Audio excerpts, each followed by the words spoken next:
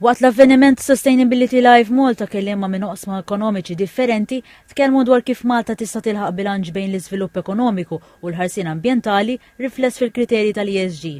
Professjonisti mid-dinja tan-negozju ltaqgħu taħt saqaf wieħed u segwew taħdidiet dwar l-isfidi u limitazzjonijiet li ġib magħha s-sostenibilità. Fost id-diskussjonijiet dan l-avveniment organizza taħdida dwar il-kunċett ta' newtralità fil-karbonju. Fost il-parteċipanti ta' din id-diskussjoni tkellem id-deputat ċermen tal-awtorità dwar it-tibdil fil-klima, Jonathan Spiteri. Ma' TVM News qal li biex verament nilħu n-newtralità fil-karbonju jeħtieġ li jitfassu numru ta' prioritajiet li jkunu realistiċi u aċċettabbli għal kulħadd. U faċilment, naqtaw il-karozzi kollha mit-toroq, faċli, imma dik mhix fattibbli, ġifieri naħsbu f'affarijiet li huma fattibbli.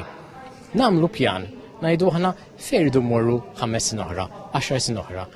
U nibdew minn hekk. U importanti ħafna li nitkellmu mal-businesses, nitkellmu man-nies ħalli kulħadd jifhem għalfejn qed nagħmluha din u anke il-benefiċċji. U qal li għan-negozji l-benefiċċji jkunu aktar finanzjarji fil-waqt li fil-pubbliku b'mod ġenerali jgawdu minn kwalità ta' ħajja aħjar. Intant iċ-Chairperson tal-Malta ESG Alliance, David Xwireb, qal li kemm għan-negozji fi kull pajjiż it-trasformazzjoni tal-ekonomija hija importanti u biex isir dan jeħtieġ il-prinċipji tal-ESG li jinkludu l-ambjent, is-soċjal u l-governanza tajba.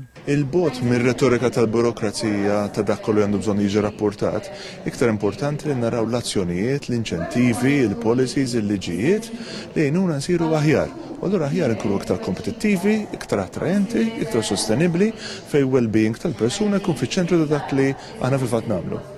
Waqt l-avveniment l-Awtorità dwar it-tibdil fil-klima kif ukoll l-Awtorità Maltija s-Servizzi Finanzjarji iddiskutew ukoll il-qafas regolatorju bilan li jgħinu lin-negozji jifhmu aħjar kriterji marbuta mas-sostenibilità.